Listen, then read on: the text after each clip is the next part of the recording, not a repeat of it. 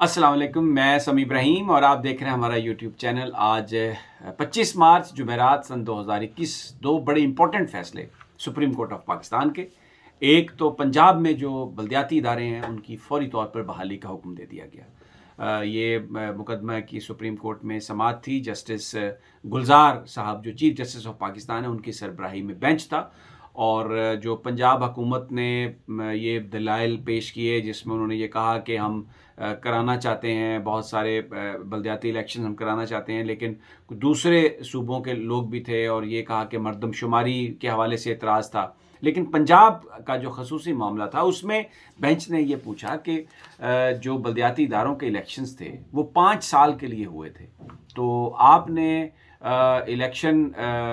آپ نے ان اداروں کو ختم کر دیا،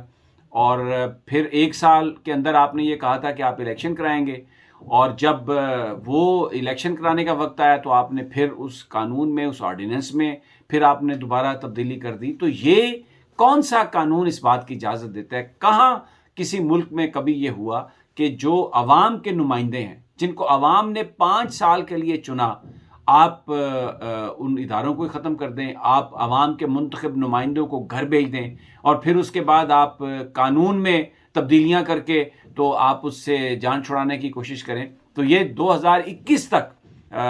دسمبر شاید 2021 تک یہ بلدیاتی ادارے جو تھے ان کی مدت تھی، اور 1 سال سے زائد ہو گیا اور آپ نے الیکشنز بھی نہیں کروائے۔ تو ایک بڑی کمزور دلیل تھی کہ جناب وہ کرونا وائرس کی وجہ سے الیکشن نہیں ہوئے، تو جس پر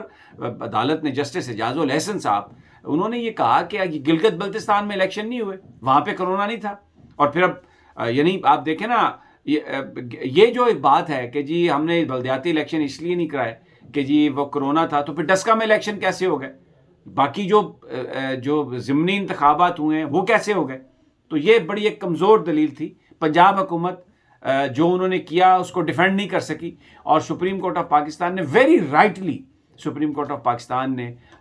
بلدیاتی ادارے پنجاب کے بحال کر دیے فوری طور پر، اور اب جو باقی 6-7 مہینے ہیں وہی جو بلدیاتی اداروں کے جو چیئرمین اور وہ جو ان کے کونسلرز وہ اپنی ڈیوٹیز دے سکیں گے، اور یہ جو بیوروکریسی کے ہاتھ میں ہر چیز آ گئی تھی اور بالکل کچھ بھی نہیں ہو رہا تھا، وہ اب عوام کے نمائندے دوبارہ اپنے لوگوں کی خدمت کر سکیں گے۔ اچھا، اس کو بیسیکلی کیونکہ جو بلدیاتی اداروں کے الیکشن تھے جو لاسٹ وہ تب ہوئے تھے تو نواز شریف صاحب کی حکومت تھی، تو پنجاب میں نون لیگ کی ویسے بھی ایک اکثریت تھی، تو وہ جو لوگ الیکٹ ہوئے وہ اکثریت جو تھی وہ مسلم لیگ نون کی تھی۔ تو اب اس پر پنجاب حکومت نے آ کے تو ان کو تحلیل کر دیا اور یہ کہا کہ ہم سال کے اندر الیکشن کرائیں گے، پھر قانون میں تبدیلی کر دی، آرڈیننس ہی بدل دیا۔ تو اب ٹائم بائی کرنا چاہ رہے تھے اور الیکشن کروا نہیں رہے تھے، کبھی کوئی بہانہ کبھی کوئی بہانہ۔ تو یہ کلاسک مثال ہے کہ اگر حکومت کے ایڈوائزرز غلط ہوں اور آپ کو صحیح جو رائے دینے والا بندہ نہ ہو اور آپ سے ایک ایسا کام کرایا جائے، پھر عدالتیں اس کو پھر ایڈریس کرتی ہیں، وہ فیصلہ واپس ہوتا ہے۔ تو آج یہ ایک سبکی ہوئی ہے پنجاب حکومت کی، مجھے کوئی آر نہیں ہے یہ کہنے میں، اور یہ غلط فیصلہ تھا۔ دیکھیں، نمائندے چاہے یہ عوام کا حق ہے کہ وہ کسی کو بھی اپنا نمائندہ بنائیں، وہ کسی بھی جماعت کے ہوں، آپ اس لیے ختم کر دیں کہ وہ دوسری جماعت کے ہیں، یہ ایسا کام تھا جو نہیں ہونا چاہیے تھا۔ آج سپریم کورٹ نے اس کو واپس کر دیا، اور جو عوام کے منتخب نمائندے ہیں لوکل باڈیز کے، اب وہ بلدیاتی اداروں میں اپنے فرائض سر انجام دے سکیں گے۔ دوسرا فیصلہ ڈسکا میں پولنگ روک دینے کا حکم دیا ہے، کیونکہ آپ کو پتہ ہے ڈسکا کا الیکشن ہوا تھا، اور اس میں بڑا وہ پھر الیکشن کمیشن نے بھی اس میں ری پولنگ کا حکم دے دیا تھا۔ نون لیگ گئی تھی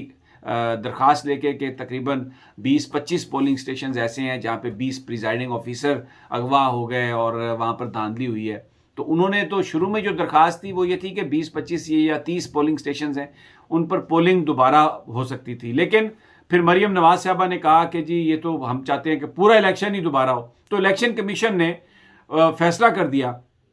کہ سارے کا سارا الیکشن دوبارہ ہو، اور 10 اپریل نوٹیفیکیشن بھی کر دیا نئے الیکشن کی تاریخ کا۔ تو پی ٹی آئی اسجد ملی صاحب جو تھے وہ چلے گئے سپریم کورٹ، وہاں پر جسٹس عمر عطا بندیال کی سربراہی میں بینچ ایک اس کی کر رہا ہے کیس کی سماعت۔ تو انہوں نے آج جو 10 اپریل کو جو پولنگ ہو رہی تھی اس کو روک دیا، اور یہ کہا کہ اب اگلی تاریخ بینچ کی اویلیبلٹی پر ہے، اور لیکن 10 اپریل کو پولنگ نہیں ہوگی۔ اور جو اصل جو نقطہ ہے جس پر لگ یہ رہا ہے کہ اب عدالت اس طرف مائل ہے کہ سارے جو پولنگ سٹیشنز ہیں ان پر پولنگ کی ضرورت نہیں ہے، اور جو یہ 20 یا 25 یا 30 پولنگ سٹیشنز جہاں پر فائرنگ ہوئی، جہاں پر پولنگ بند ہوئی، جہاں پر یہ ہے کہ ووٹرز اپنا حق استعمال نہیں کر سکے، وہاں پر پولنگ جو ہے وہ دوبارہ ہو۔ ابھی فیصلہ نہیں آیا، ہو سکتا ہے کہ عدالت یہ فیصلہ کر سکتی ہے کہ سارے الیکشن میں ہی جو پولنگ کا فیصلہ ہے حلقے میں وہ صحیح ہے، لیکن جو آج 10 اپریل کو جو پولنگ روکنے کا حکم دیا ہے اس سے تھوڑا سا ایک لگتا ہے کہ شاید اس نقطے پر غور کرنا باقی ہے کہ